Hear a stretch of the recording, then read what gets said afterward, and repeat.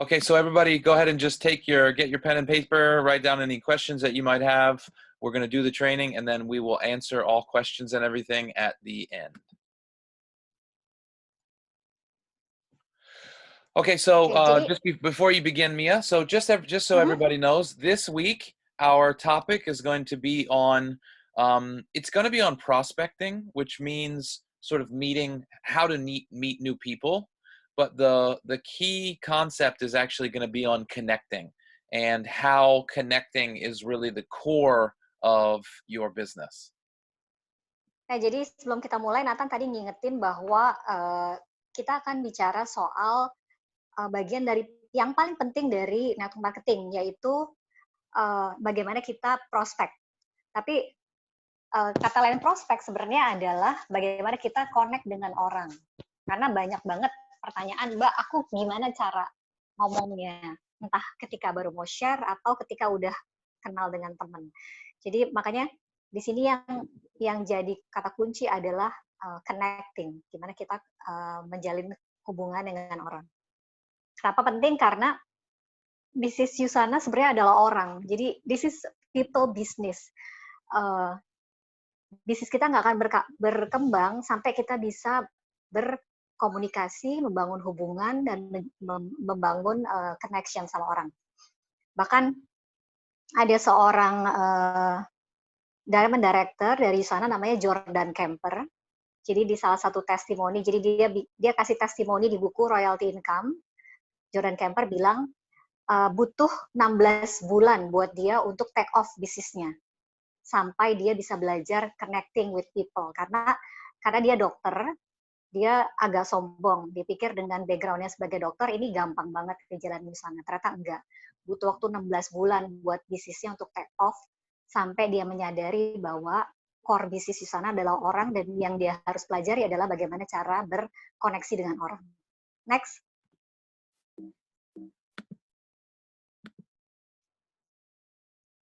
Next. Nah, mungkin teman-teman banyak pertanyaan dari orang-orang lain. Kenapa sih Yusana kalau memang Yusana bagus, kenapa dipasarkan dengan direct selling?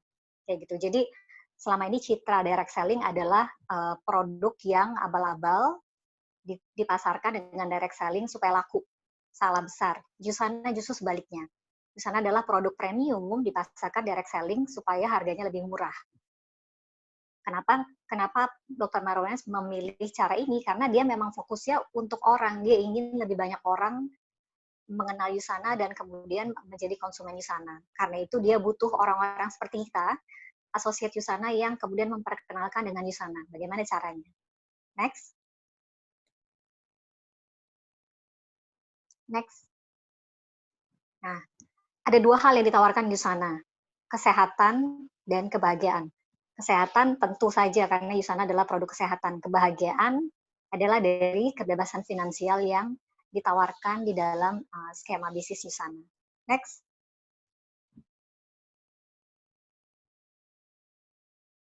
Nah, bagaimana Dr. Marwan Wens ingin membuat orang sehat dan bahagia lewat perusahaan yang dia bikin. Produknya bisa bikin orang sehat, kompensasi plan-nya bisa bikin orang punya penghasilan lebih. Jadi visinya dia kan memang menciptakan dunia yang bebas dari rasa sakit dan penderitaan.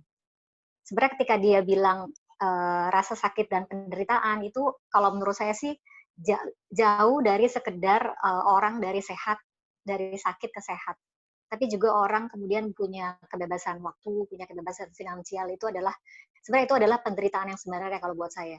Banyak orang sepanjang hidupnya itu tidak bebas karena tetap harus bekerja, bahkan setelah pensiun pun masih mikirin uang. Tapi Yusana sebenarnya memberikan peluang supaya orang-orang nggak harus nunggu pensiun tapi bisa punya kebebasan waktu dan finansial. Next. Nah, jadi misi Yusana adalah selain berbagi produk nutrisi yang sehat, yang bagus, yang bisa mengubah hidup, bisa membuat orang lebih sehat, tapi lebih jauh dari itu adalah merubah gaya sehat. Makanya kalau teman-teman lihat training Yusana, terutama yang juga tadi siang diberikan, kita itu dalam training-trainingnya mungkin ngomongin produk itu cuma 10%. 90%-nya ngomongin lifestyle. Kayak tadi kita bicara gimana sih weight management yang benar. Tadi kita diajarin tentang cara menghitung body mass index. Biar kita nggak cuma mikir berat badan. Karena ternyata ada gambarnya tadi berat badan 65 kilo dengan body mass yang berbeda, bentuknya akan berbeda. Jadi Yusana memang selalu fokus pada edukasi. Itu kenapa saya selalu sarankan penting banget mengetahui event-event yang ada di kantor, karena event itu bisa dipakai untuk mengundang calon customer, calon prospek, calon partner. Karena ketika mereka datang, mereka nggak akan ngerasa ini cuma sekedar training yang jualan produk. Tadi kita malah dari 2 jam training mungkin ngomongin produk sekitar 15 menit, tapi sisanya kita dapat ilmu soal mengukur body mass index, mengatur pola makan, mengatur pola istirahat. Karena memang fokusnya Yusana, misinya Yusana adalah gaya hidup sehat. Next. Nah, dengan konteks ini di kepala, kita akan belajar bagaimana pola hidup yang sehat itu, tapi juga kita akan belajar bagaimana kita share, bagaimana pola hidup itu supaya visinya Dr. Maron Wens, dunia yang bebas rasa sakit dan penderitaan itu bisa tercapai. Next.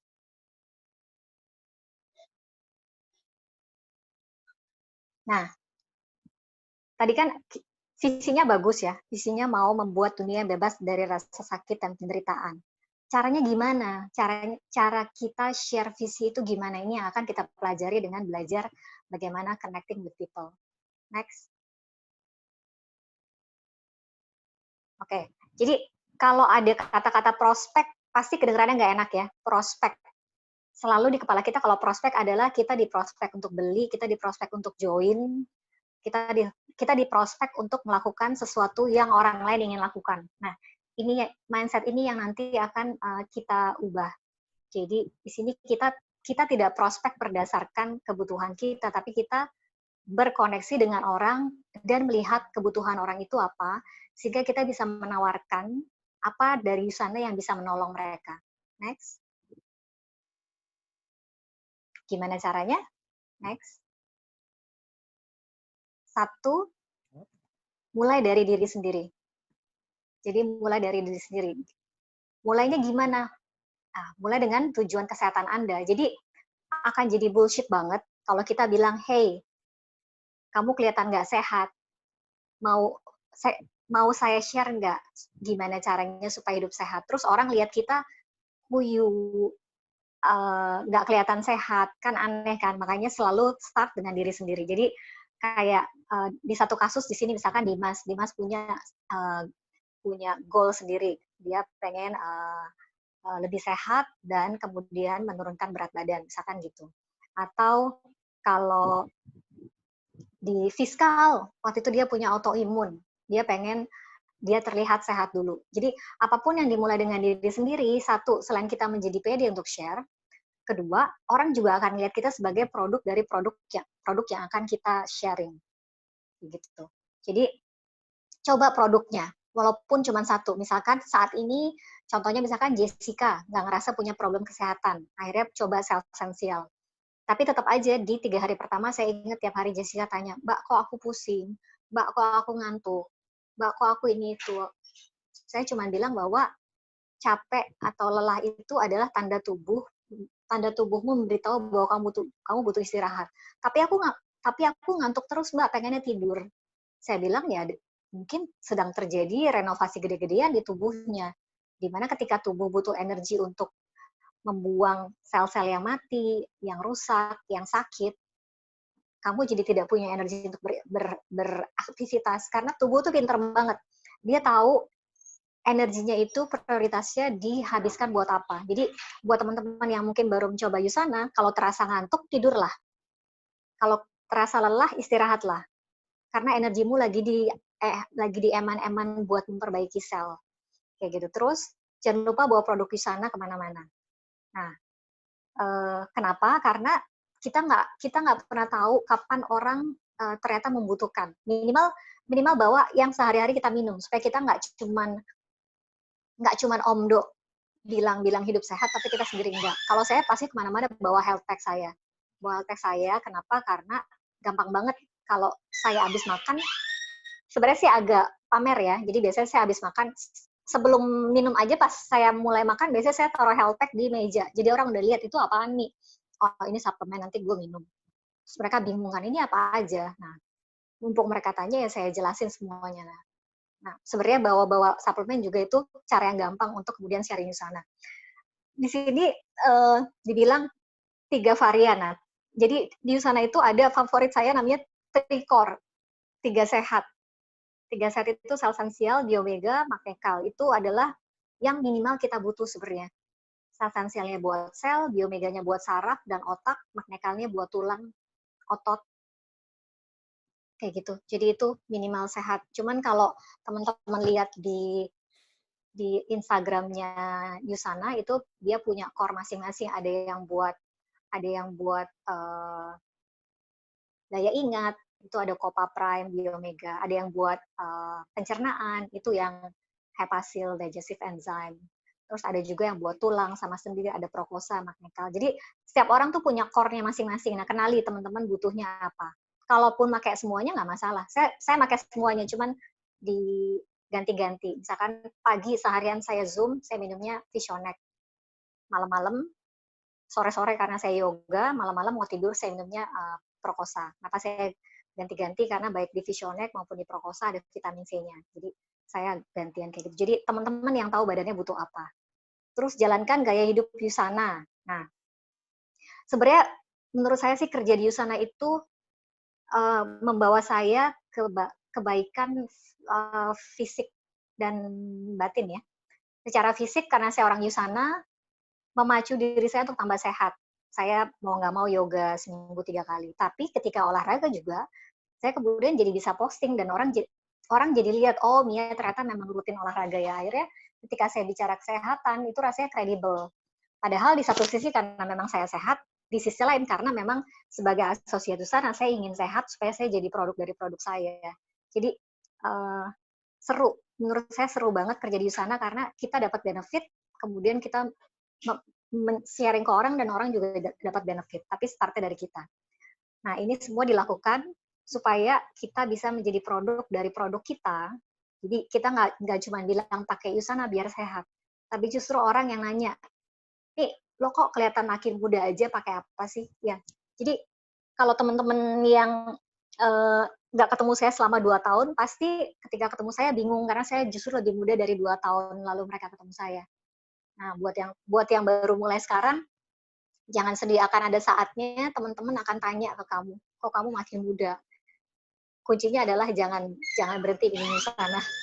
Karena Yusana itu sebenarnya membantu kita jadi versi terbaik. Minimal secara fisik, karena sel-sel kita selalu diperbarui.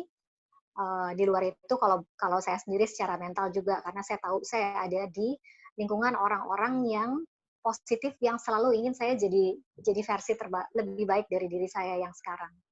Next. Nah, nggak berarti sebelum apa yang tadi terjadi, terus kita nggak mau connect sama orang. Jadi, ini kesalahan saya dulu. Saya model orang yang kalau saya belum A, saya nggak mau apa gitu. Jadi, selalu prakondisi. Padahal di Yusana enggak. Di sana Anda nggak harus udah kurus dulu, atau Anda nggak harus udah sehat dulu. Justru dalam prosesnya juga bisa di-sharing. Improvement sekecil apapun itu nggak apa-apa di-sharing. Kayak Dimas, baru seminggu ngerasain, oh badannya enakan, beratnya turun hampir 3 kilo, sharing ke orang. Maksudnya nggak perlu nunggu sebulan, 2 bulan, 3 bulan. Tapi bahkan sebelum kita memulai, kita bisa share kisah dari leader yang lain.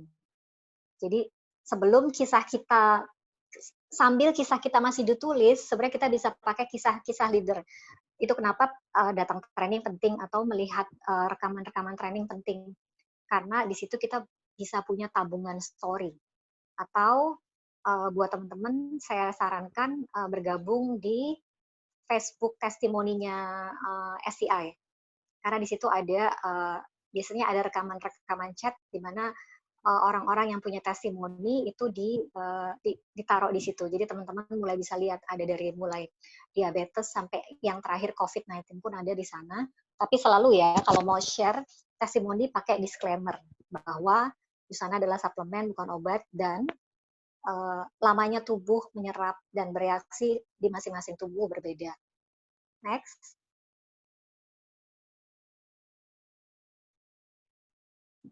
Nah, karena bisnis Yusana adalah bisnis relasi, kita bicaranya itu dari hati ke hati. Artinya nggak dikurangin, nggak dilebihin, nggak dibuat-buat dari pengalaman sendiri atau dari pengalaman orang lain. Nggak ada over claim, nggak ada over testimoni kayak gitu. Selalu ada disclaimer. Dan yang bikin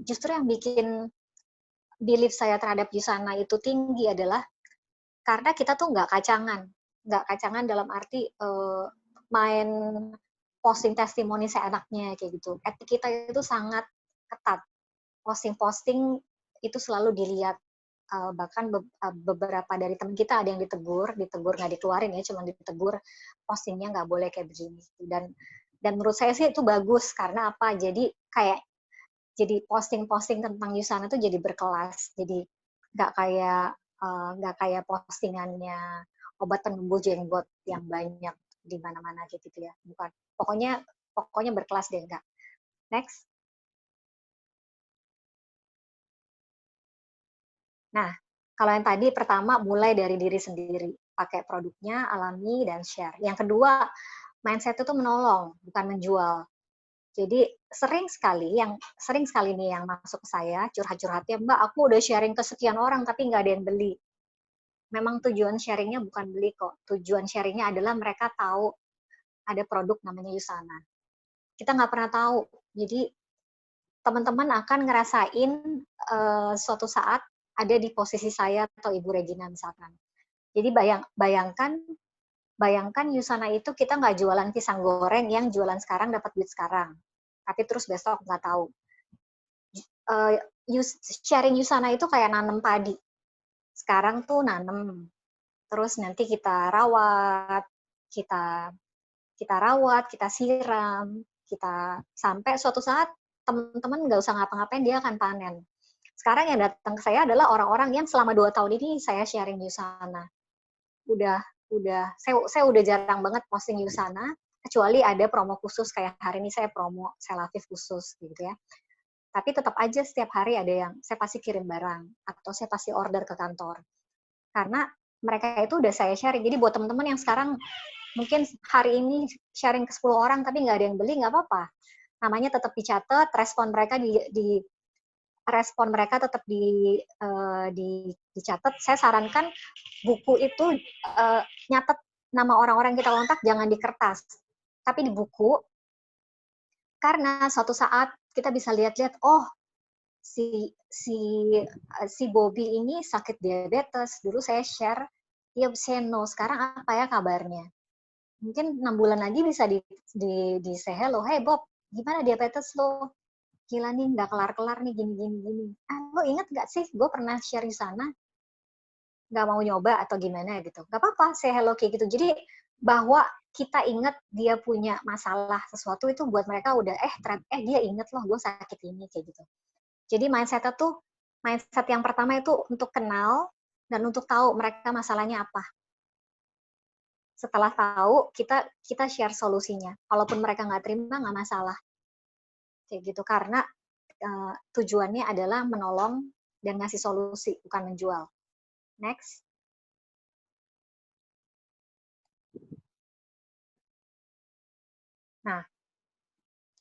Nah ini tuh bukan tentang apa yang kita katakan ya, tapi datangnya dari mana. Jadi kadang-kadang ini mungkin agak sedikit absurd. Maksudnya apa sih coming from? Maksudnya apa sih? Sebenarnya akan kelihatan ketika kita ngomong coming from-nya itu dari wanting to sell atau wanting to help. Nah, ini kelihatannya hal yang sepele, tapi sebenarnya satu ilmu sendiri. Dulu saya takut banget. Jadi saya ingat banget, pertanyaan saya ke Nathan adalah, Nathan, Gimana ya caranya ya supaya niat kita diterima benar? Maksudnya apa? Saya niatnya pengen sharing, nggak pengen jual, tapi kenapa teman saya mikirnya saya jualan? Nathan malah bilang gini, coba lihat benar-benar ke diri kamu. Beneran nggak kamu pengen sharing doang, nggak pengen jual? Pada intinya, sebenarnya waktu itu saya agak, kok Nathan ngomongnya gitu sih? Kok dia nggak percaya kalau saya itu intentionnya pengen sharing? Nah, kadang-kadang intention kita udah sharing, tapi kita punya fear bahwa kita akan dikira jualan. Nah, akhirnya ya energi yang tertransfer adalah fear takut dikira jualan. Ketika kita takut dikira jualan, maka orang itu akan mengira kita jualan. Jadi emang gimana ya? Belajar mindful, kayaknya nggak ada hubungannya, tapi belajar mindfulness, belajar being present itu ngaruh banget di jualan busana. Mungkin saya sekarang udah ada di tahap yang kalau saya sharing, saya udah detach sama hasilnya. Saya bisa ngomong panjang lebar sampai 3 halaman chat, terus orangnya cuma bilang, oke, thank you, Mi, gue kabarin kalau gue butuh ya. Saya masih bisa bilang, oke, thank you, udah dengerin gue, sehat-sehat ya, kayak gitu. Mungkin kalau teman-teman yang baru sekarang sebel kali ya, ngobrol udah chattingnya sampai 3 halaman, terus jawabannya cuma ntar kalau mau gue kabarin. Karena kan effort banget untuk ngomong. Nggak apa-apa, saya juga dulu kayak gitu. Tapi justru dilihat ketika orang itu mau mendengarkan kamu ngomong sampai 3 halaman, artinya dia sudah memberikan kamu kesempatan untuk latihan sharing. Jadi either way it's good. Kalau dia beli good, kalau dia nggak beli good, karena kalian baru dapat sparring partner untuk sharing. Jadi lakukan semuanya dengan tulus, nggak pakai strategi, nggak ada ekspektasi. Memang kita punya goal. Tapi saat ini,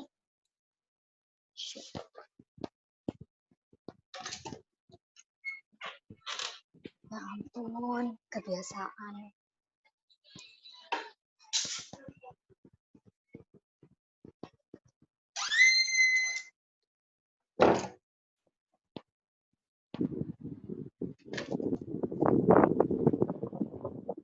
Yeah, you okay? Halo? Yeah, you okay? Ya, ya. My screen just goes off. Can you Sorry, see where it? was I? Ya, I see the screen, ya. Oke. Jadi tadi sampai mana ya? Oh, sampai jangan baper kalau misalkan kita udah ngomong panjang kali lebar, kali luas, kali apa. Jawabannya cuma thank you, nanti dikabarin ya kalau butuh. Gak apa-apa, bilang aja thank you ya udah dengerin. Keep in touch ya, semoga cepat sehat. Next. Mia, I'm just gonna pause for a couple of moments on each slide so that Alessandro can get the context. Oke.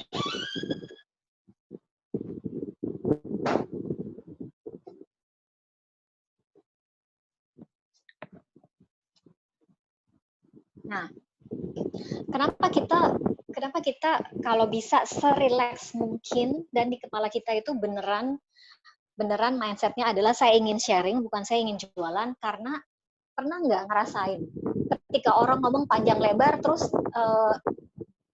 teman-teman tahu ini ujung-ujungnya pasti mau jualan nih, sebel kan?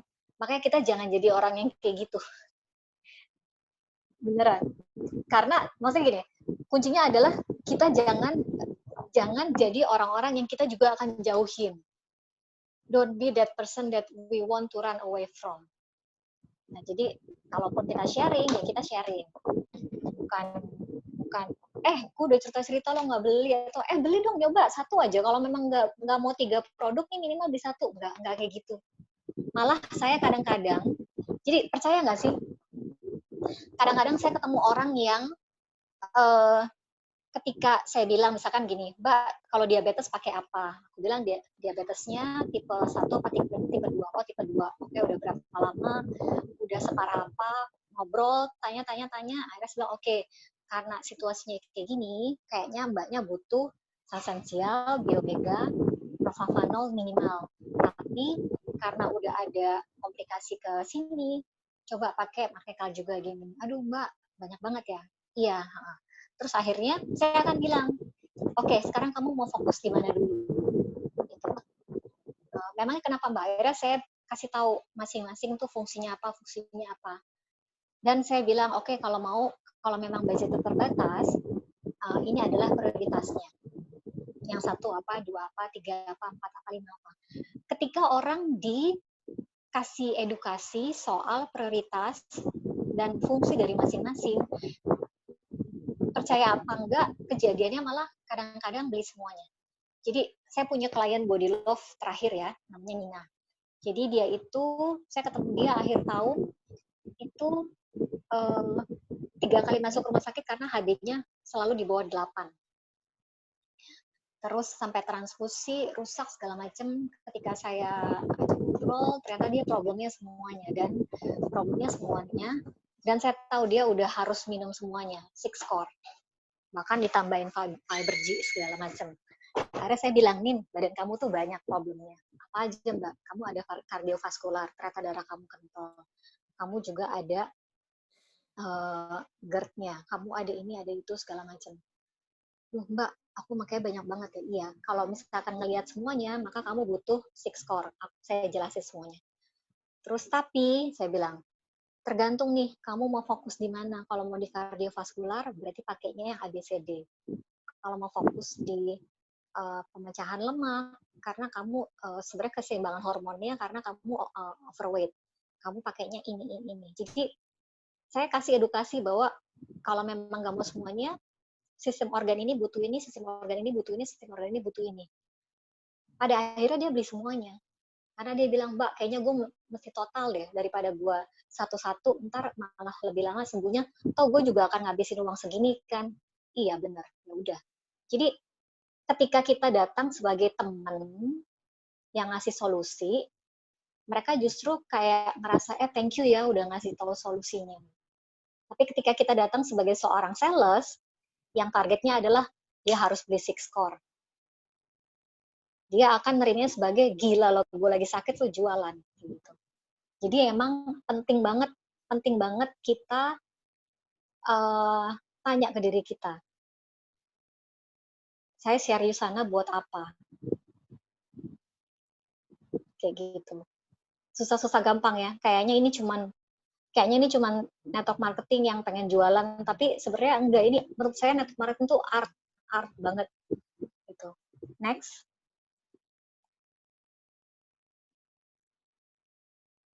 Oke. Nah, ini dari tadi saya udah fokus, udah ulang berkali-kali ya. Jadi intinya kita datang sebagai problem solver karena itu fokusnya adalah di mereka. Mereka ingin apa, mereka butuh apa. Jadi selalu kuncinya di mereka punya masalah apa, saya bisa tawarkan solusi apa. Nah, solusi yang kita tawarkan adalah kuncinya selalu apa yang dia butuhkan. Kalau kebutuhannya dia banyak dan dia nggak mampu memenuhi semuanya, pertanyaannya diganti apa yang mereka inginkan. Artinya apa yang ingin mereka selesaikan duluan. Next.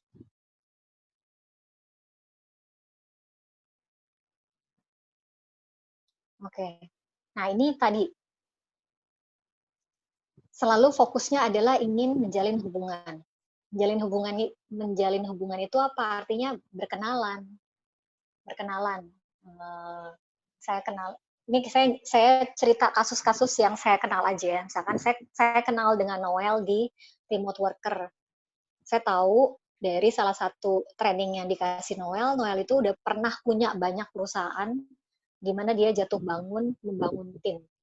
Terus saya ajak Noel ketemu di Starbucks, saya ingat banget di Starbucks saya tanya, saya nggak sharing di sana di pertemuan di Starbucks itu, saya tanya Noel kemarin bikin training itu pengalaman dari apa sih? Oh iya, aku dulu punya perusahaan di Surabaya, perusahaan kayak gini. Terus aku pindah ke Jakarta, aku bikin perusahaan, ternyata punya bersiteru dengan partner bisnisnya, terus ada karyawannya yang nggak perform, gini. Saya tahu bahwa Noel itu sebenarnya seorang leader yang punya visi misi yang kalau diterapkan di usahanya bagus banget. Jadi Noel itu selalu punya visi, kalau saya mau punya tim saya tuh harus punya nilai ABCD. Sama kayak di SCI, saya punya nilai ABCD. Terus saya tahu bahwa Noel itu udah jatuh bangun punya perusahaan. Wah, kalau gitu saya bisa masuk dengan entry-nya adalah bahwa network marketing dalam hal ini Yusana adalah bisnis yang sangat low capital, low risk, malah almost no risk. Karena Noel nggak akan pusing harus bayar karyawan yang nggak perform.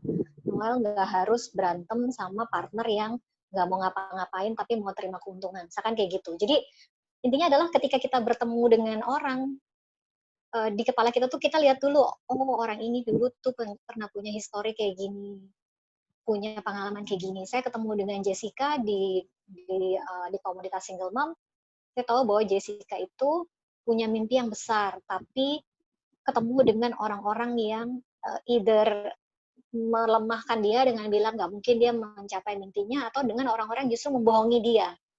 Kayak gitu. Saya tahu yang dibutuhkan Jessica adalah lingkungan yang suportif, yang bisa support dia untuk mencapai mimpinya. Makanya saya undang Jessica ke training Zoom, di mana Jessica bisa lihat bahwa, oh, di STI itu kita tuh belajar mindset ya, kita tuh belajar leadership ya, orang-orangnya si ini, si ini, si ini. Jadi emang saya nggak tahu ini style yang juga dilakukan oleh semua leader atau enggak, tapi at the end karena kemudian saya menemukan visi sendiri bahwa di sana visi saya adalah saya ingin ketemu orang-orang yang punya mimpi tapi mimpinya terhambat. Nah, saya lihatnya tuh dari situ. Saya lihat orang ini punya mimpi apa sih yang nggak tercapai gitu. Nah, skill ini bisa teman-teman latih dengan ketika berkoneksi itu fokusnya di orang itu, kayak gitu. Fokusnya di gimana sih kehidupan orang itu, apa sih yang kurang di hidupnya orang itu, hal-hal seperti apa sih yang kira-kira dia butuhkan untuk mencapai mimpinya. Ini seni banget sih menurutku. Connecting with people itu seni. Next.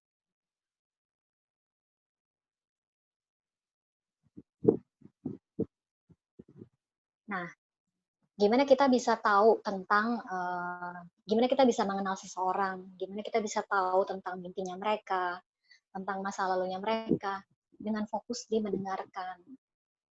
Kayak gitu. Seru sih. Nah, mungkin kalau di saya, mungkin karena background saya adalah jurnalistik yang memang sehari-harinya harus wawancara orang, menulis, tapi juga saya sebagai penulis pun saya memang hobi saya adalah misalkan saya pergi ke mall, saya duduk, terus saya lihat orang jalan, terus saya tuh suka ngayal-ngayal, oh orang ini namanya si ini, dia kayaknya kerjaannya ini, terus dia tuh ke mall karena lagi ngapain. Jadi emang kerja di sana, emang menjalankan bisnis di sana buat saya fulfilling banget karena saya memang hobinya tuh berhayal berhayal melihat si orang ini gini kayak gitu. Jadi seru. Jadi di sini kita unless nggak seperti salesman yang kerjaannya adalah cari orang untuk jualan. Di sana ini adalah kerjaannya kita cari orang terus cari tahu tentang orang itu, mengenali orang itu, cari tahu tentang kisah hidupnya, cari tahu mimpinya, terus kasih solusi dari sana. Jadi kayak apa ya, seru kerja di sana tuh kayak kita tiap hari punya teman baru kayak gitu. Sekarang agent properti, tadinya saya mau beli apartemen di tahun ini, jadi target saya tahun ini adalah saya beli apartemen. Tapi akhirnya saya malah nempel banget sama agent properti sampai si agennya bilang, Dunia, hari Sabtu saya mau ngomong sama tunangan saya. Kenapa? Saya kayaknya mau berhenti kerja, terus masuk di sana aja. Saya bilang, jangan. Kamu jangan berhenti kerja sebelum punya income dari sana. Kerjain aja part-time dulu, saya bilang kayak gitu. Karena dia ketika saya kirim leader story saya, dia bilang, tapi kan Dunia bisnisnya berkembang ketika Dunia memutuskan full time. Tapi saya jujur, saya bilang, saya waktu itu memutuskan full time karena saya udah punya 2 passive income. Jadi kalau memang saat ini kamu masih belum punya tabungan yang cukup banyak dan kamu tahun depan targetnya menikah, jangan berhenti kerja terus masuk di sana, tapi masuk di sana, kerja di sana part time, sampai nanti kamu merasa oke, income saya cukup nih untuk berhenti kerja. Jadi dia justru aneh, bunyinya nih aneh ya.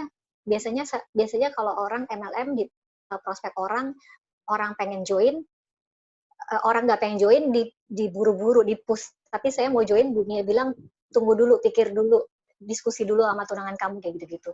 Karena saya pengen ketika orang join, orang nggak ngerasa kejebak. Jadi jangan sampai kayak jebakan Batman gitu. Tapi orang join tuh karena memang join, dan ketika join akan istilahnya shake hand dan bilang thank you ya Bu udah ngenalin saya ke Yusana kayak gitu. Mungkin nanti Dimas juga bisa share berapa lama saya kenal sama Dimas. Udah lewat 1 tahun. Udah lewat 1 tahun dia baru join gitu. Dan tapi ketika joinnya sepenuh hati 1000% kayak gitu. Next.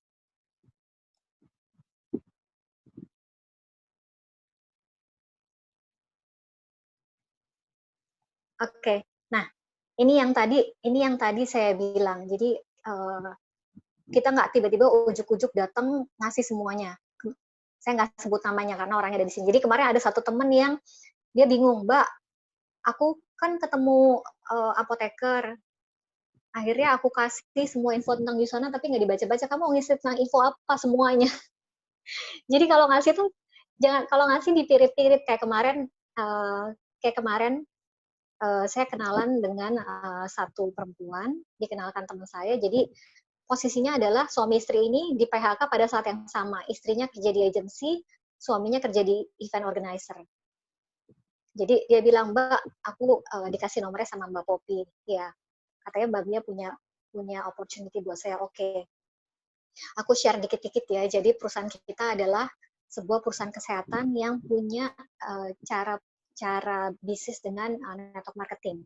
Nah, dua hal ini adalah pasti dua hal yang baru buat kamu yang orang agency. Kalau saya mau kenalin Yusana ke kamu, kamu mau lihat sisi kesehatannya atau sisi bisnisnya dulu. Dia bilang kesehatan, Mbak. Oke, di kesehatan kita punya teknologi yang jadi trademark kita, sama kita punya founder yang legend. Kamu mau tahu siapa? Dia bilang foundernya, Mbak.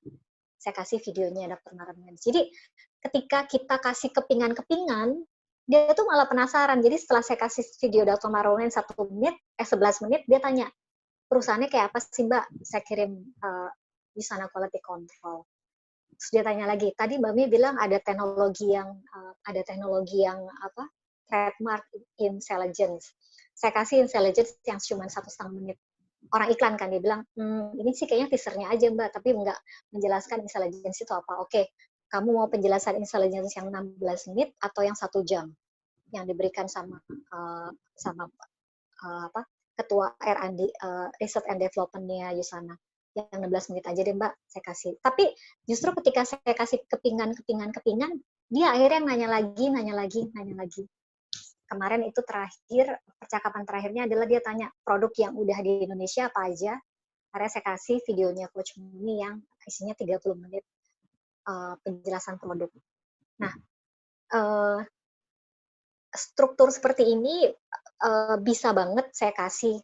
Tapi kenapa kadang-kadang nggak saya kasih, karena nggak semua orang bisa diterapkan cara ini. Kalau saya lebih ke orang ini maunya apa, saya kasih apa yang dia mau, sehingga apa yang saya kasih akan dilihat kayak gitu. Jadi kalau misalkan dia bilang ya udah kirimin aja informasinya, jangan sekali-sekali kirim, tapi tanya ya informasi yang kau mau apa, informasi apa tentang Yusana yang kau mau kayak gitu. Jadi kayak gini, jadi kan itu kayak puzzle, sehingga mereka sendiri yang penasaran pengen ngisi puzzle-puzzle yang lain yang belum kita kasih. Next.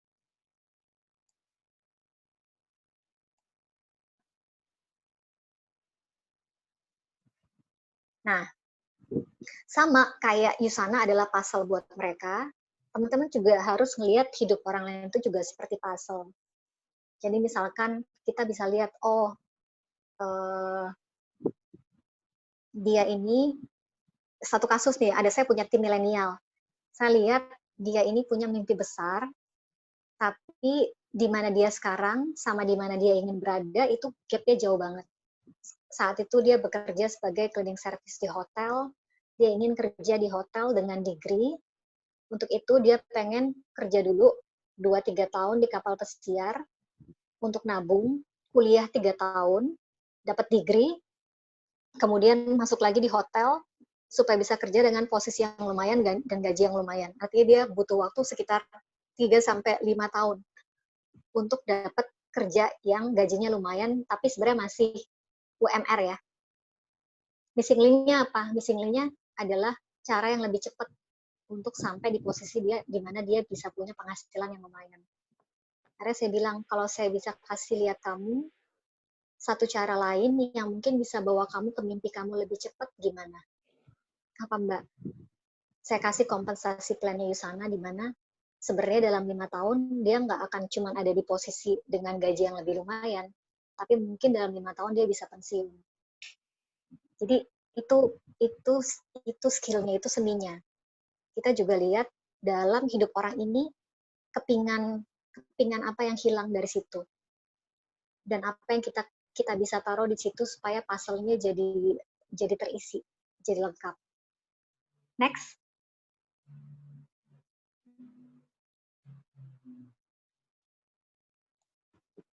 Nah, fokusnya adalah memberi, bukan mendapatkan. Memberikan informasi, memberikan solusi, memberikan possibility, memberikan opportunity, bukan mendapatkan. Jadi ketika saya sharing, fokus saya bukan saya dapat customer baru atau saya dapat tim baru. Saya percaya banget bahwa apa yang kita kerjakan suatu saat akan berbuah sendiri. Kalau kita nanam pohon kan kita nggak bisa bilang sama pohon jambunya, hey berbuah sekarang dong, enggak. Tapi pohonnya akan berbuah kalau kita pastikan itu disiram, itu dirawat. Gitu. Jadi saya percaya banget bahwa yang perlu saya lakukan sekarang adalah bekerja. Soal hasilnya itu sudah ada suratannya sendiri, sudah diatur sendiri oleh Tuhan. Gitu. Next. Nah, ini ada urutan nih, urutan untuk bertanya. Jadi ini mungkin teman-teman bisa catat ya, nanti bisa untuk urutan supaya kita bisa tahu hidup orang itu, pertanyaan-pertanyaan kita tuh diawali dengan ini. Ada A, I, U, E, O, dan kadang-kadang Y. Nah, saya dulu bingung, ini Y maksudnya apa ya? Nanti teman-teman akan tahu sendiri. Next.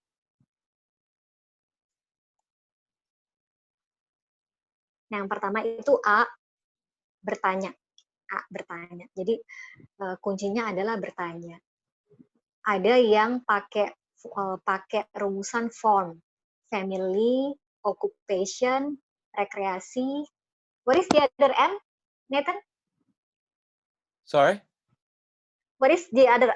We have form, family, occupation, recreation. Family. M, I always. Oh, the M is message. Message. Okay. Nah, jadi ada yang kalau nanya tuh pakai rumusan form. Jadi kayak, gimana keluarga lo? Oh ya, gue belum nikah. Soalnya masih nabung. Nah, kita tahu bahwa orang ini mau nikah tapi masih nabung. Berarti problemnya adalah finansial. Emang sekarang kerjaan lo apa sih? Kerjanya ini. Oke. Terus kira-kira bisa nyisihin berapa sebulan untuk nabung nikah gitu. Oh, gila. Terus lo nggak kepikiran cari side job gitu biar nabungnya lebih cepet? Ada sih, gue pengen punya usaha tapi duit gue belum nyampe nih buat bikin usaha. Emang lo pengen usaha apa sih? Gue kayak pengen buka warung kopi deh. Nah, emang kalau buka warung kopi kira-kira butuh modal berapa? Kemarin sih gue dapet tempat nih yang sewanya setahun tuh 30 juta. Gila, 30 juta. Berarti sebulan kira-kira sekian juta dong ya, gitu. Sekarang gue punya tabungan berapa? Gue baru punya tabungan 15 juta. Oke. Kalau sebenarnya ada sih bisnis yang modalnya tuh cuma 10 juta. Kalau misalkan ada bisnis yang modalnya 10 juta, lo kira-kira mau lihat nggak bisnisnya kayak apa? Kayak gitu. Jadi dengan kita bertanya, kita jadi tahu, oh, dia ternyata kurangnya di situ. Atau misalkan occupation, kerjaan gimana? Gila, beler gimana? Iya nih, WFA bukannya bikin gue santai, malah parah sekali, gila-gilaan. Gue sekarang kerja dari jam 8 sampai jam 12 malam. Ini kisah nyatanya si agent properti saya ya. Jadi dia bilang, Bunia, saya sekarang mulai mikir deh, ini worth it gak sih kerjaan saya? Kenapa Ben? Iya, bos-bos pada kebakaran jenggot, kita di-push buat jualan, terus gak ada sales, akhirnya beberapa orang di PHK, akhirnya saya ngerjain kerjaan tiga orang. Makanya kemarin saya nggak nyapa-nyapa Bu Mia, dia bilang. Biasanya dia tiap hari ngobrol sama saya, si Ben ini. Soalnya 2 minggu ini saya sejak bulan Mei ini, dia bilang sejak bulan Mei ini saya tuh kerja dari jam 8 ke jam 12 malam Bu Mia. Saya udah capek banget. Occupation ya. Jadi kita tahu, oh ternyata dia lagi burn out nih. Kalau ada kerjaan yang sebenarnya bisa lo kerjain di rumah dan waktunya lo yang ngatur sendiri, lo mau nggak? Kita bisa tawarin itu. Jadi sebenarnya dengan bertanya, kita jadi tahu orang tuh butuh apa dari Yusana, atau orang butuh apa yang Yusana kemudian bisa fill in. Tapi memang bertanya ini butuh skill. Dulu saya adalah orang yang di awal-awal itu karena saya cinta banget sama Yusana, tiap ketemu orang tuh pengennya muntahin semua apa yang saya tahu tentang Yusana. Mudah-mudahan teman-teman kalau sekarang lagi semangat-semangat ya belajar Yusananya dikit buat diri sendiri dulu. Karena ketika kita ketemu orang, fokusnya lebih di cari tahu tentang orang itu. Jadi bertanya. Ask. Next.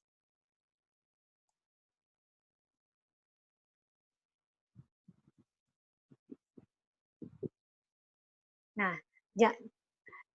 ini kan analoginya adalah pernah nggak masang puzzle nggak pas tapi jadi frustrasi. Nah ini kadang-kadang gini, kita belum kenal sama prospek kita, terus kita udah maksain Yusana di dia gitu. Kita belum nemuin sebenarnya Yusana tuh bisa ngisi bagian hidupnya yang mana, tapi kita udah maksain. Itu bikin andanya sebel, bikin orangnya itu juga sebel. Apaan sih nih orang ngomong apa sih, gue nggak ngerti gitu. Jadi jangan datang dengan ujuk-ujuk bawa puzzle terus pengen narok kayak gitu. Harus dikenalin dulu si orang ini yang kita temuin tuh pasalnya kayak apa, kosongnya di mana, cocoknya diisi dengan apa, kayak gitu. Dan ini cuma bisa akan dimengerti dengan bertanya. Next.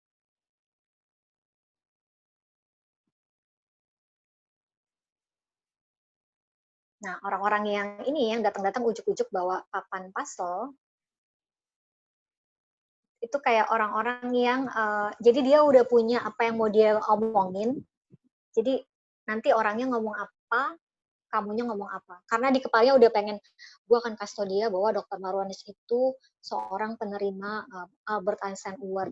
Dia itu ahli biologi, mikrobiologi dan imunitas. Dia itu ABCD, dia itu. Tapi kan info-info ini memang menarik, tapi info orang yang akan kita ajak ngomong belum tentu butuh itu. Ya gitu. Mungkin dia akan lebih tersentuh dengan kisah misalkan, tahu nggak di di di temen di kantor nih ada loh single mom juga kayak kamu, anaknya 4 gitu. Atau di kantorku ada loh milenial namanya Fiskal, dulu dia kerjanya ini, sekarang ini. Jadi kita memang punya banyak banget hal yang pengen kita share, tapi supaya kita tahu ini cocoknya di share ke siapa, kita juga harus kenali dengan siapa kita pengen share. Jadi kita ketemu orang nggak untuk meyakinkan, nggak untuk menjual, nggak untuk menceritakan hal-hal yang dia nggak perlu, nggak. Kita ketemu orang buat kenalan. Gitu. Next.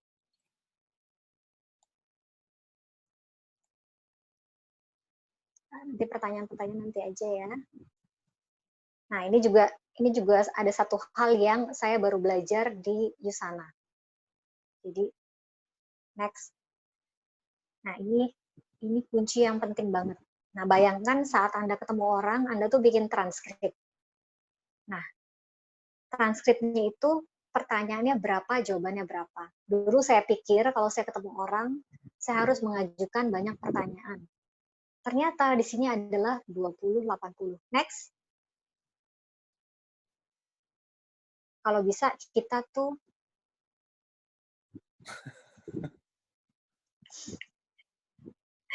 kalau bisa kita tuh kayak kalau ketemu orang rumusnya tuh 20-80. Sebenarnya kita 20% tuh nanya, 80% tuh dengerin. Gitu. Kenapa kita 80% dengerin? Karena memang kita tuh pengen ngelihat dunianya dia ini kayak apa sih. Kita pengen kenalin si orang yang akan kita sharing sama ini. Next. Nah, supaya orang itu terbuka, usahakan ajukan pertanyaan bukan pertanyaan yang yes or no. Misalkan nih, kita mau nanya soal occupation. Pertanyaannya bukan, lu bosan nggak kerja? Iya. Nggak suka ya sama bos lu? Iya. Udah, nanti dia cuma jawab iya, iya. Tapi kayak, kerjaan lu sekarang gimana? Ah, gila, gue capek banget. Serius, capek kenapa? Bos gue itu orangnya bla bla bla bla bla bla bla. Hah? Emang lo nggak ada batas apa kerja dari jam berapa sampai jam berapa? Kan ini WFA. Ah, gila, WFA malah nggak ada waktunya. Kadang-kadang gue sampai jam 10 pun masih ditelepon. Terus lu capek nggak? Jadi pertanyaannya tuh yang ngundang dia untuk cerita, bukan jawab iya atau enggak. Jadi bukan yes or no, tapi pertanyaan esai kayak gitu. Next. Nah, ini nanti ada contoh-contoh pertanyaan, mungkin bisa di screenshot sama teman-teman. Nah, misalnya, oh, aslinya dari mana, Ben? Oh, kamu di sini kos ya? Udah berapa lama di Jakarta?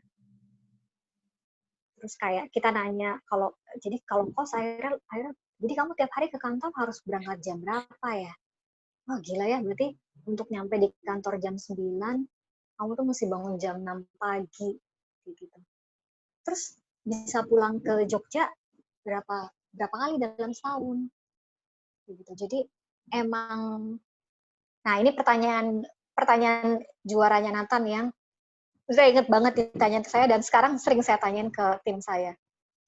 5 tahun lagi kamu mau ngapain? Saya pernah tanya sama satu tim saya, 5 tahun lagi kamu mau ngapain? Aku mau ambil S2, Mbak. Oh, oke. Sekarang kamu kan belum lulus kuliah. Nah, kira-kira dari sekarang nih, dari kamu lulus kuliah sampai kamu lulus S2, kamu butuh uang berapa sih? Hitung-hitung. Butuh uang segini.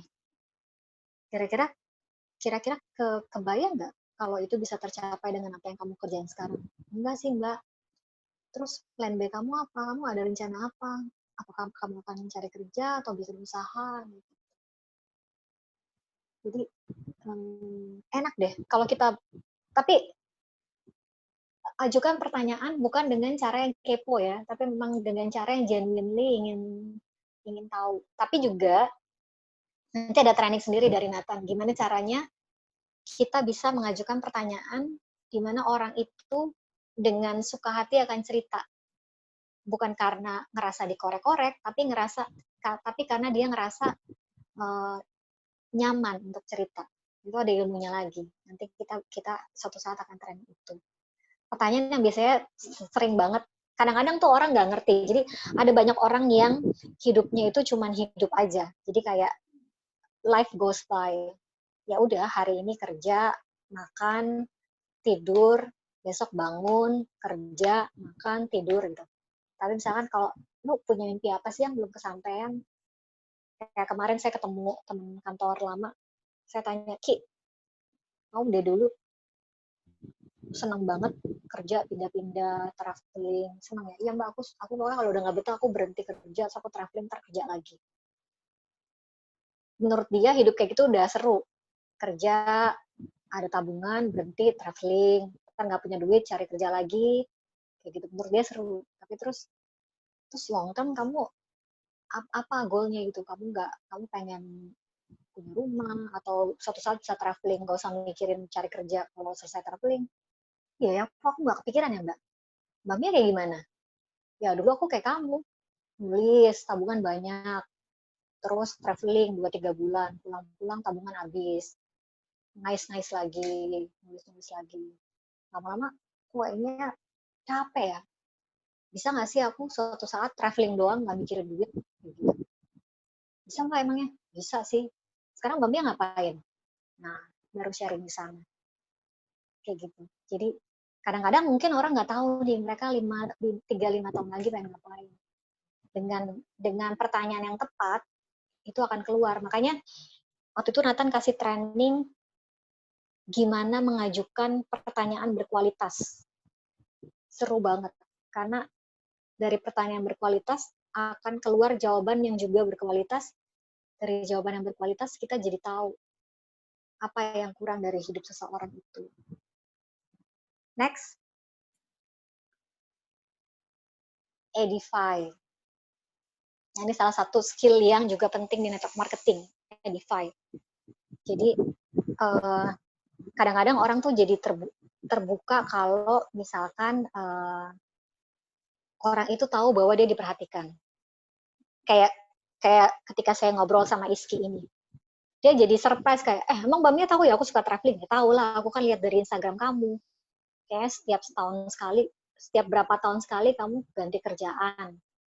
Setahun sekali kamu jalan-jalan kayak gitu. Jadi orang tuh jadi kayak, Mbak Mia merhatiin aku ya kayak gitu. Atau kalau misalkan konteksnya kita ngomong sama orang yang kita nggak kenal, kalau waktu itu Nathan ngasih contohnya misalkan kita kasih, misalkan orang itu datang dengan sepatu sport gitu, kamu suka olahraga ya? Iya Mbak, kok tahu? Iya soalnya pakai sepatu kayak gitu. Olahraganya apa? Oh aku suka lari.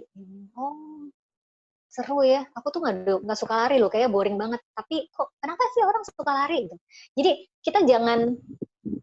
kita genuine dalam arti kalau satu orang suka sesuatu, kita jangan pura-pura suka sesuatu itu, padahal nanti kalau ngomongin ternyata kita salah gitu. Daripada salah, kalau aku jujur, aku bilang, aku nggak suka lari loh, kayak boring banget. Tapi kenapa ya orang suka lari? Jadi justru kita bertanya ke mereka. Jangan, oh dia suka lari, gue harus lari. Iya, gue juga suka lari. Ntar ditanya, oh Mbak Mi sekarang udah lari berapa K?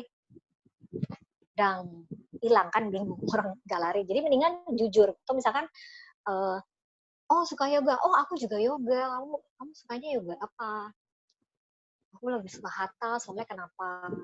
Atau orang suka kundalini atau apa? Jadi knowledge itu bagus karena akan jadi modal kita untuk bercakap-cakap dengan seorang. Tapi kuncinya adalah kita mengedifikasi apa yang ada di dirinya dulu. Misalkan kita perhatiin dia, oh kalau minum teh nggak pakai gula. Minum tehnya nggak pakai gula ya? Kenapa sih? Kayaknya kalau orang-orang yang peminum teh sejati tuh kalau minum teh nggak pakai gula. Oh iya, soalnya kalau kalau minum teh itu kita pengen ngirup aromanya.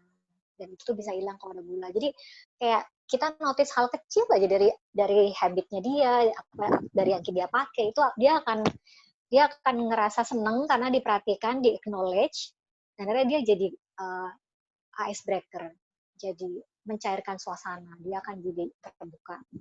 Next.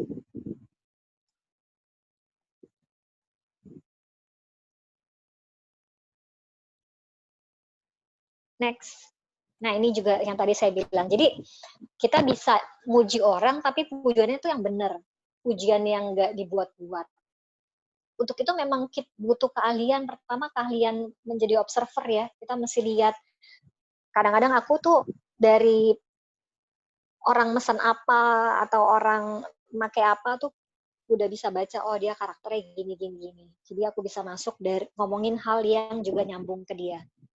Kayak gitu. Misalkan ada orang yang datang punctual, wah gila lo tepat waktu banget, suka deh gue. Jadi pernah aku udah ketemu sama agen asuransi, ternyata orangnya sama kayak aku, kalau ketemu pengennya datang 5 menit sebelumnya, jadi kita sama-sama nyampe 5 menit sebelumnya. Dan ya cuman gara-gara sesimpel itu tuh akhirnya tuh orang join.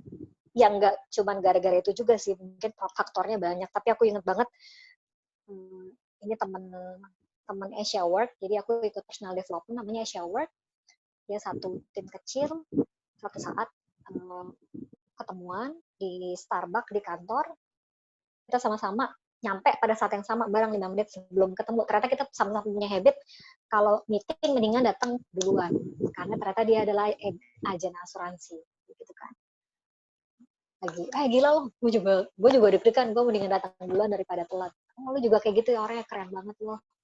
Itu artinya kita menghormati orang yang akan kita ketemu. Nyambung tuh, udah mulai nyambung. Lu kerjanya apa sih nih? Oh, gue di Yusana tuh di gedung di belakang gini-gini deh. Yusana apaan? Bla bla bla bla bla. Karena dia bilang, gue juga sebenarnya selama ini pakai vitamin C sih, tapi ternyata dia dia juga olahraga, tapi dia olahraganya HIIT, jadi intern hit, namanya aku lupa kepanjangannya.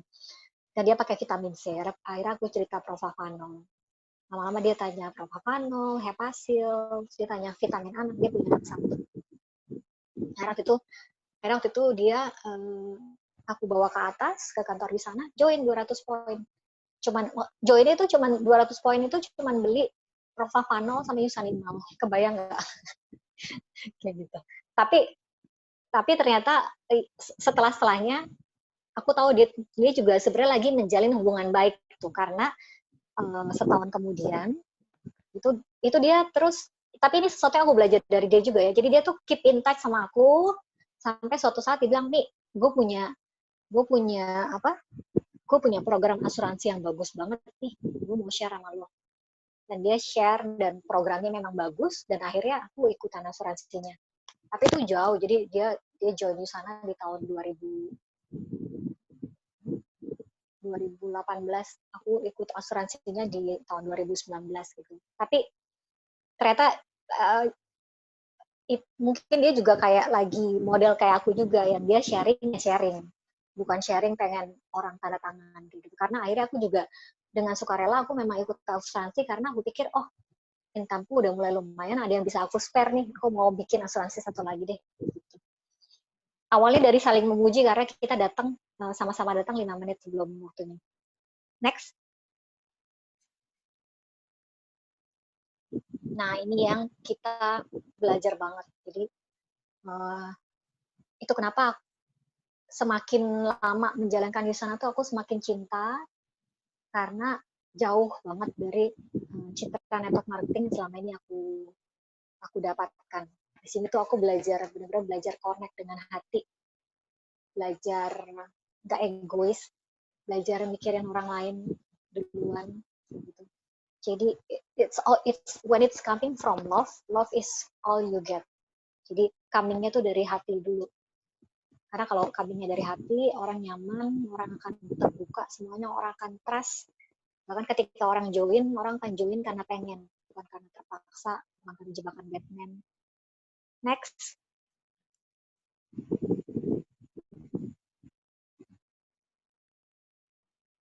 Nah, ini tadi ketika kita ngomongin pujian atau edifikasi, itu aspeknya tuh dari karakter. Kalau bisa aspeknya dari karakter, bukan dari kalaupun kita mau ngomongin baju, itu bukan gila sepatu Nike keren ya, gitu. Enggak. Tapi kalau orang pakai sepatu sport, kira-kira orangnya kayak gimana ya karakternya. Gitu. Jadi pujiannya itu pujian yang tempel sama dirinya, karakternya, personalnya, bukan gila baju lu keren banget gitu.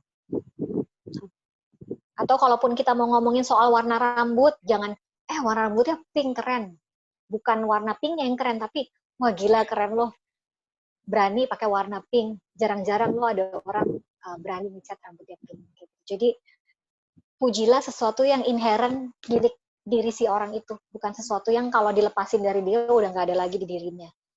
Gitu. Next. Nah, kenapa sih edifikasi penting banget? Karena sebenarnya edifikasi itu membangun jembatan dan membuka hubungan, mencairkan suasana, membuat orang itu merasa Anda memperhatikan, membuat orang itu merasa dia hadir sebagai manusia, bukan cuma sebagai tamu yang anonim. Bukan. Nah, dulu saya ingat banget saya punya temen yang benci banget sama MLM karena dia bilang, nih, gue nggak mau kalau suatu saat gue ngelihat temen gue, terus di kepala gue temen gue itu cuman angka, cuman prospek, kayak gitu. Nah, kita jangan perlakukan orang cuman sebagai angka atau prospek. Jadi jangan perlakukan Erwin sebagai orang nomor 5 di chicken list saya gitu. Enggak. Jadi jangan sampai orang-orang itu hanya jadi prospek, hanya jadi nomor, tapi mereka adalah orang yang kita ingin kenal, supaya kita tahu apakah dia adalah orang yang kita ingin ada dalam tim kita. Next. Nah, ini interest atau involvement. Jadi kalau emang kita nanya sesuatu, itu karena kita tertarik. Bukan ini lagi-lagi ini art ya. Ini teman-teman nih mungkin akan catat A, I, U, E, O-nya apa, tapi tawaran saya adalah teman-teman ini deh, coba bikin contoh-contoh kalimat-kalimat yang menunjukkan ketertarikan, menunjukkan edifikasi. Tadi kan saya udah kasih contoh-contoh tuh yang kejadian-kejadian dalam hidup saya. Tapi percaya deh, ini adalah sesuatu yang nggak ada gunanya kalau cuma diketahui, tapi memang harus dilakukan. Pengennya sih suatu saat kalau udah nggak work from home, kita training kayak gini tuh harusnya in person, nanti satu orang tuh dipasang-pasangin, kalau di Asia Work bahasanya duet, terus mereka nanti saling bertanya, saling kasih komplimen praktek. Next.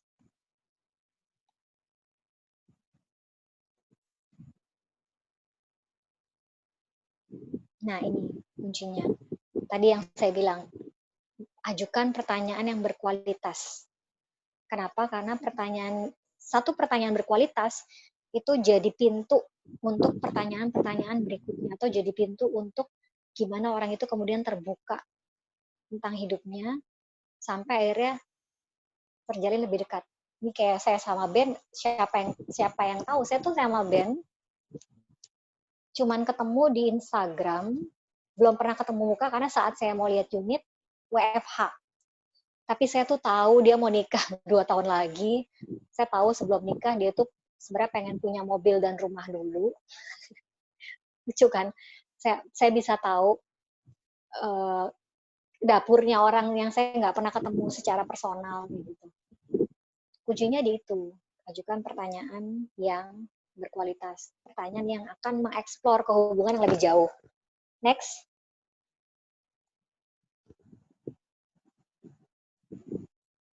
Nah, banyak orang yang ketika nanya itu tuh karena mungkin pertanyaan udah disiapin, terus akhirnya jadi misalkan buat orang-orang yang mungkin nervous ya, dia nanya, daftar pertanyaan ada 10 nih, habis nanya 1, pengen nanya 2, 3, 4, 5, tapi nggak ngeliat bahwa sebenarnya jawaban pertanyaan nomor 1 itu bisa ditanyain lagi gitu. Jadi memikirkan apa yang akan kita tanyain bagus, tapi kita juga mesti present sama jawaban orang.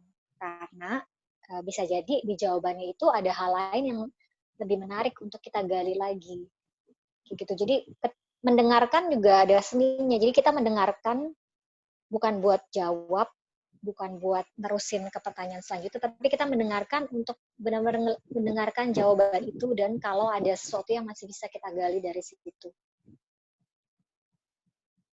Next.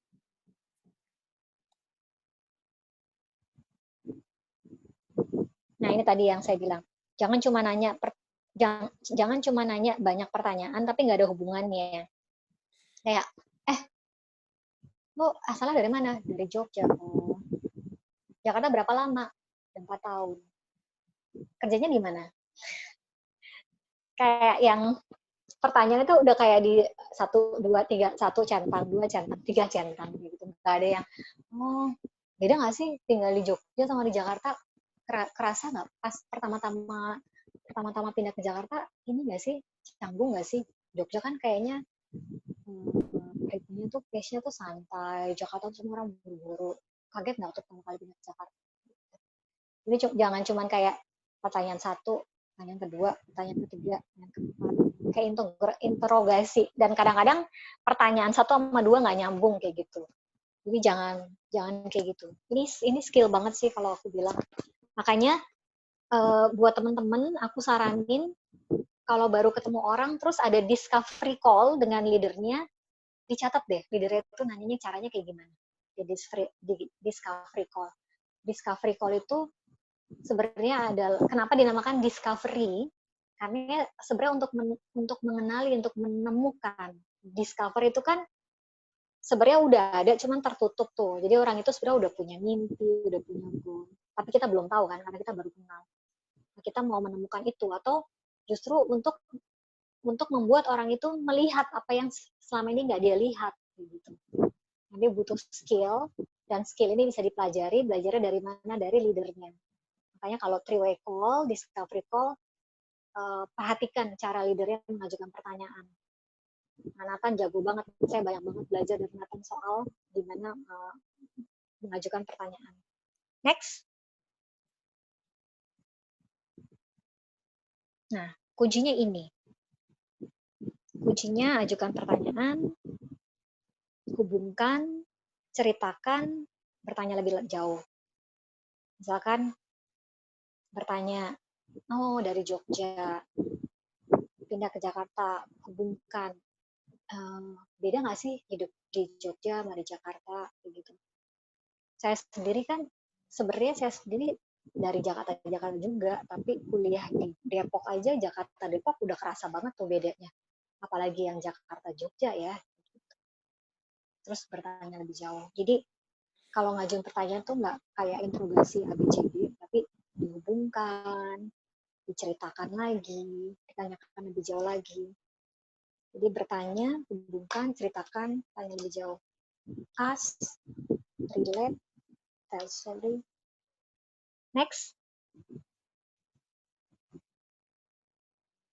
Nah, ini contoh-contoh percakapan ya misalkan ya. Kerjanya apa? Lawyer. Oh, wow. Keren ya. Saya punya teman lawyer tuh. Jadi dia pengen jadi lawyer karena pengen penjarain orang jahat ini kayak anak saya. Kayak gitu. Terus tanya lagi. Jadi kan dia jawab lawyer, dihubungkan. Oh, saya juga kenal orang yang jadi lawyer karena dia pengen apa. Kalau kamu pengen jadi lawyer gara-gara kenapa? Gitu. Jadi pertanyaannya udah hubungannya, digali lebih dalam. Next.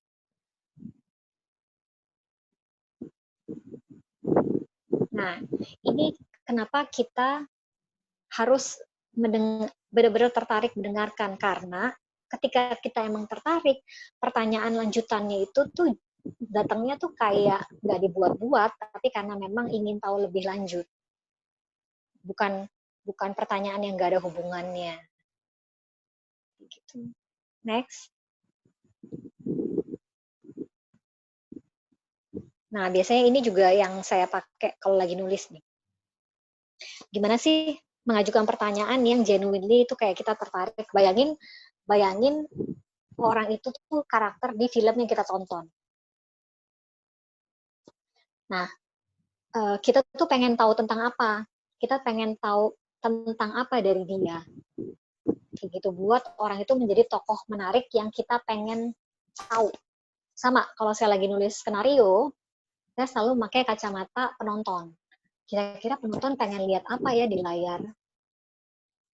Jadi kalau saya lagi nulis, kacamata saya bukan kacamata penulis yang ingin memperlihatkan sesuatu ke penonton. Enggak. Kacamata saya adalah saya penonton.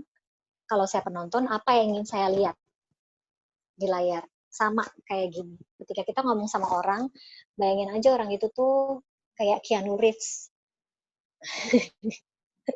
Lebay. Pokoknya bayangin aja orang itu tuh sosok yang menarik, yang teman-teman pengen tahu tentang hidupnya. Gitu. Next.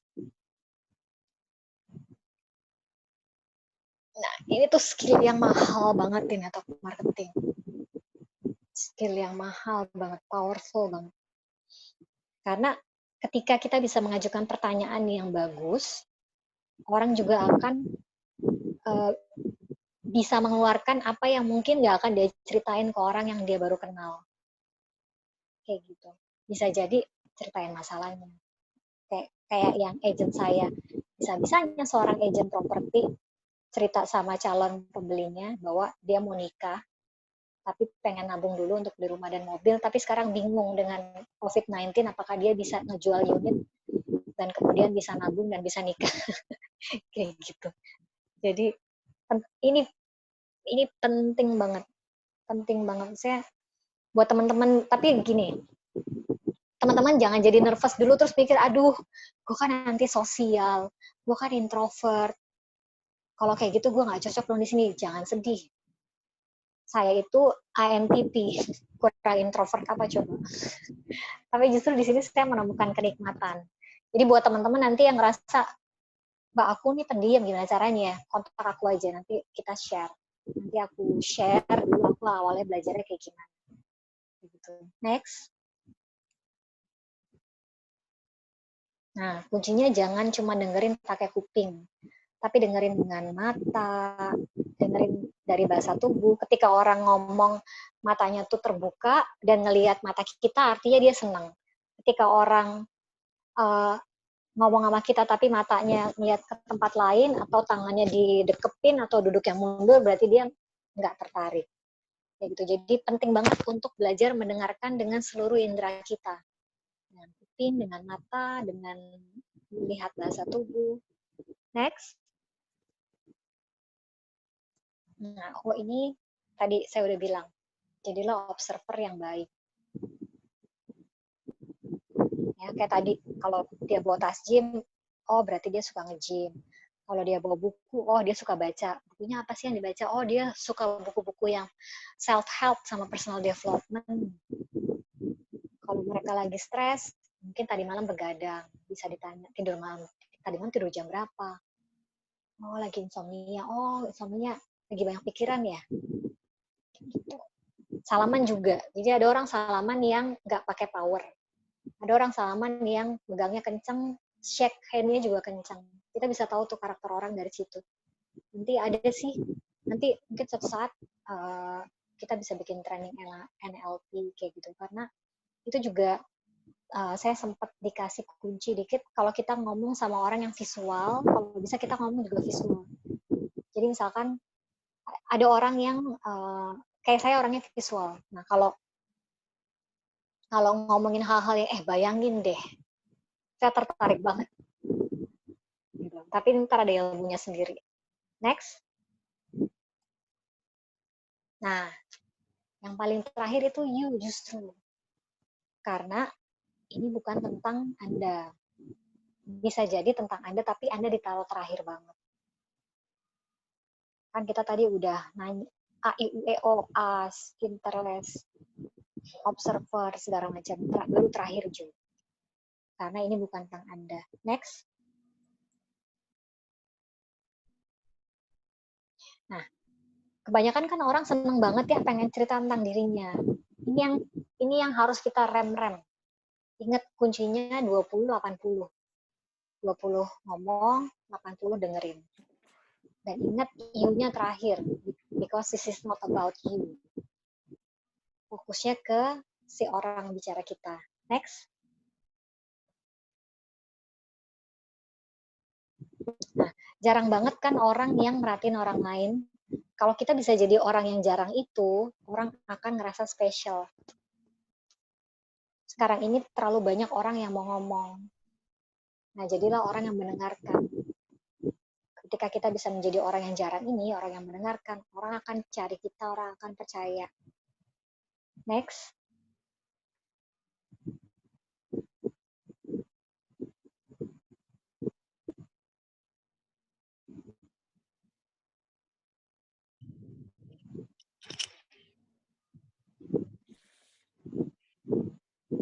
Nah, kita jangan jadi orang-orang kayak gini ya, yang ada orang yang nanya, tapi kemudian dia jawab pertanyaan sendiri. Jadi ada nih beberapa teman saya yang kayak gini. Jadi orang posting apapun di Facebook, komennya ujung-ujungnya jadinya tentang dia.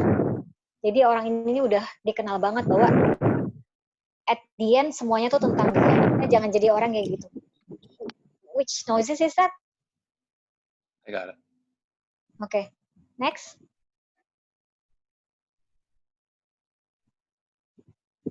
Nah, jadi kalau orang lagi cerita, atau kalau kita tiba-tiba ngomong tentang diri kita sendiri, wait.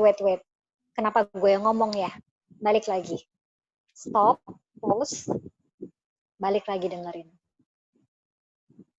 Jadi being aware. Kalaupun saya cerita, apakah saya cerita karena pengen connect, misalkan, oh iya gue juga pernah ke Jogja, seru ya tinggal di sana. Tapi bukan, oh iya gue tuh dulu di Jogja pernah ngerjain A, B, C, D. Nah, ketika kita connect, kita memang mau connect atau kita mau menyombongin diri. Kalau sekedar connect, oh aku juga suka lo di Jogja, kayaknya tuh tenang, apa-apa murah. Oh iya, aku juga pernah ke Jogja. Oh, setahun bisa 5 kali ke Jogja. Kalau ke sana tinggalnya di sini dan makannya ini. Beda ya.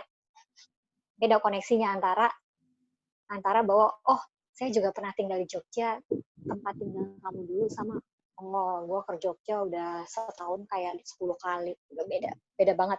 Beda ngomong dengan Beda sharing untuk connect sama sharing untuk impress. Padahal nggak impresif juga kalau nyombong. Next. Nah, tadi saya udah sebut pakai 20-80, 20 nanya, 80 dengerin. Terus kalaupun cerita kita valid, tapi sekedar untuk di-sharing dan buat koneksi. Tapi bukan menjadi subjek dari pertanyaan, subjek dari percakapan. Jadi kayak untuk bilang saya juga pernah ada di posisi Anda, atau saya juga ngerasain yang dia rasain. Jadi intinya kalaupun kita cerita tentang kita, itu lebih ke validasi cerita-ceritanya dia. Bukan kerangkanya pengen cerita tentang diri kita sendiri. Baru misalkan, iya gue ngerasain sih kayak lo dulu yang gimana perasaannya kalau saya kan single mom. Kebayang sih, gue juga dulu stres setiap bulan Juli sama bulan Januari. Sama kayak lu, karena Januari bulan Juli kan kita mesti bayar uang semesteran. Januari juga. Tapi ya alhamdulillah sih setelah gue di sana udah jarang lagi stres. Jadi ketika pun pada akhirnya kita sharing karena udah gong, karena udah ada koneksinya, ada common ground-nya. Kayak gitu. Next. Is it the end? That is the end. Wow. Jadi tadi kan ini kan saya bilangnya ini bukan sesuatu yang didengerin doang terus kemudian nanti teman-teman ahli dengan sendirinya. Enggak, ini butuh latihan, butuh catat-catatan, butuh ngeliat. Makanya booklah leadernya untuk three-way call, latihan kalau perlu latihan, atau kalau mau ada teman-teman yang sharing, tadi Jessica bilang, Mbak minta PowerPoint-nya soalnya aku kadang-kadang kalau ngomong garing. Nah, coba bisa di-share nggak garingnya kayak gimana, Jessica? Atau mungkin teman-teman yang lain di sini juga ternyata punya pengalaman yang sama, bisa juga di-share.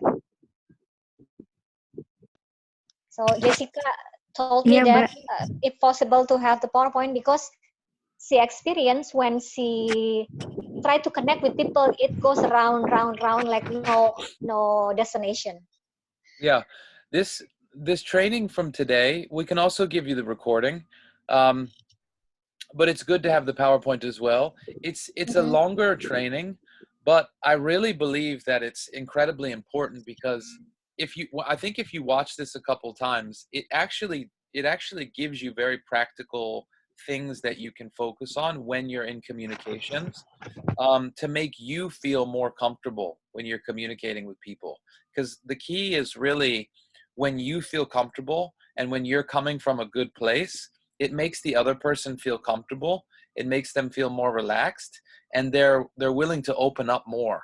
So instead of feeling like you have to force a conversation, like sometimes we're talking to people and it feels awkward, right? Usually when it feels awkward, it's because we don't know what to say yet next, like that. But if you can learn the strategies that are in this PowerPoint, it can make your communications with people much more relaxed and much more effective. Ya, jadi kuncinya tadi nggak nervous, tapi juga bagus bisa berlatih, tapi juga jangan nunggu bisa baru sharing, karena kuncinya adalah di praktek. Teman-teman akan belajar ketika melakukan. Jangan takut nanti kehilangan prospek, prospek nggak akan hilang, mereka akan datang kalau memang waktunya. So I also remind that the key is to just share and practice, not wait until I think I can and then share. Because the key is in doing it. Yeah. In doing, you learn, you become better. Learn, become better. Learn, become better. Yeah, I was not like this 2 years ago. Exactly. That's why I really encourage everybody to get on the 11:30 training with Daniel, where you actually do the contacting and inviting, and you can ask questions about sort of what to say back and things like that. Just start practicing the conversations. Social media is a really safe place because the person's not there. You can take your time when you're communicating.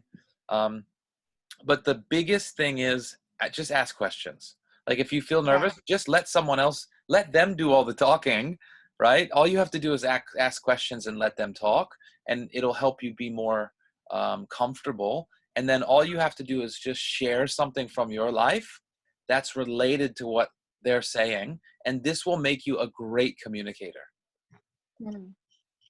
Oke. Gimana Jess? Mau share apa? So who wants to share? Nah, kayak tadi ya, Mbak. Aku itu yang istrinya autoimmune, dia udah nonton video tentang sel esensial.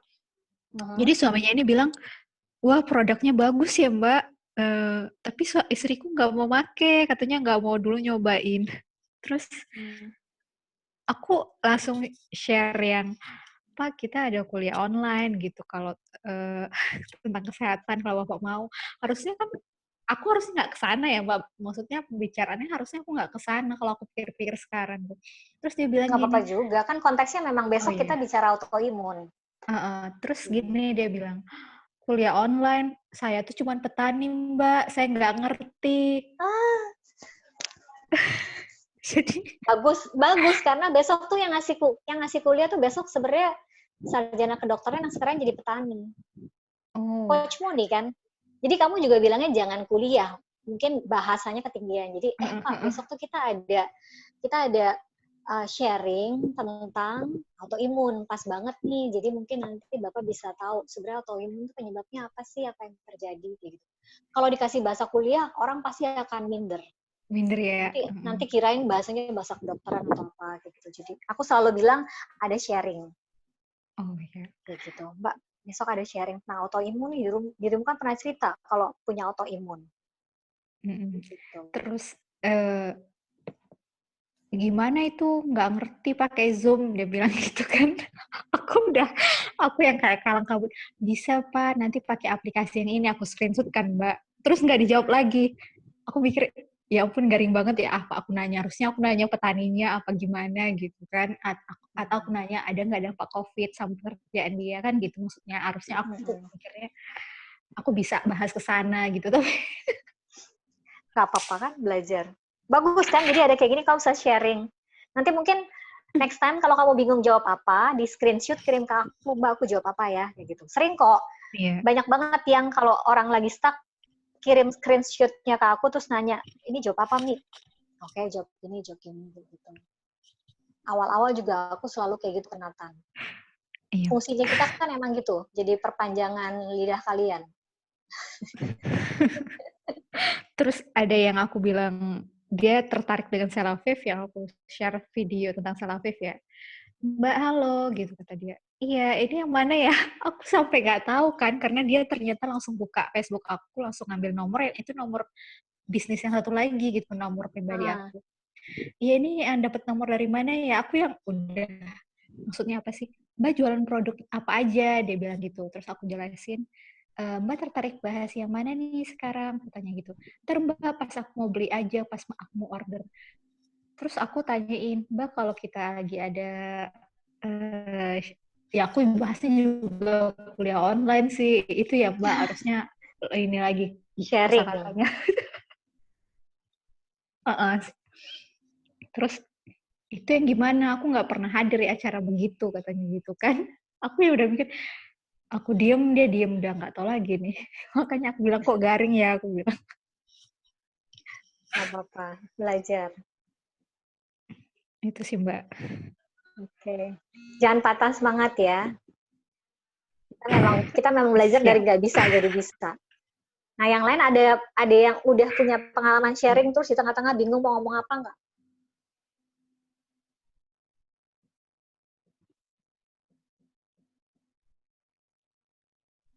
Anyone?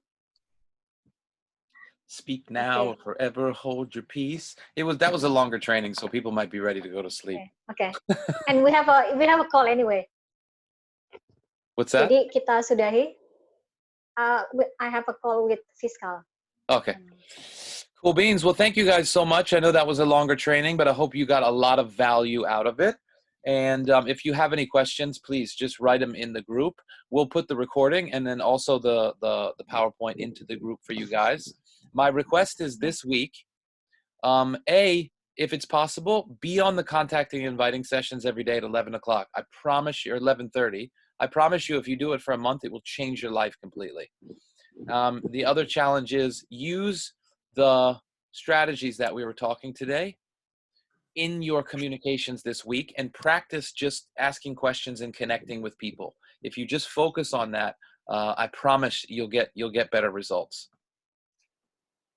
Kalau mau latihan sama aku juga boleh. Kalian get to know me seolah-olah aku prospek kalian, nggak apa-apa. So, okay. Okay. Let's do a team photo. Yeah, foto-foto. Foto-foto. Ah, we're wearing white, Nathan.